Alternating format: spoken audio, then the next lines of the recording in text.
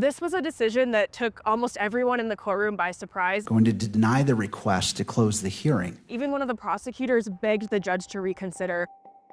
Previously, the defense team had argued that the entire Utah County Prosecutor's Office should be banned for the case. And the reason why they said that is because there's a key prosecutor in the case whose child was at UVU when Charlie Kirk was shot.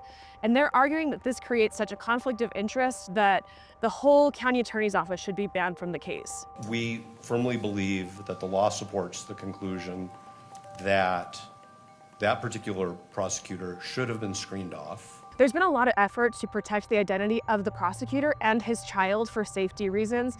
And so we were expecting today that the courtroom would be closed pretty quickly and that testimony would be heard behind closed doors.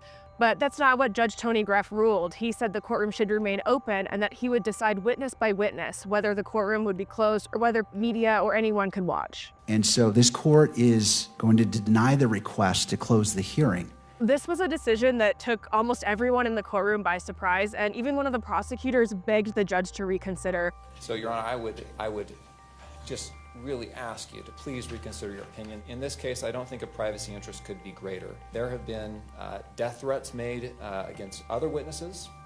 There have been death threats made. My understanding is there's been threats against counsel. Our office has received threats. But he wouldn't, and so the first witness on the stand today was Utah County Attorney Jeff Gray. And Prosecutor A was with you?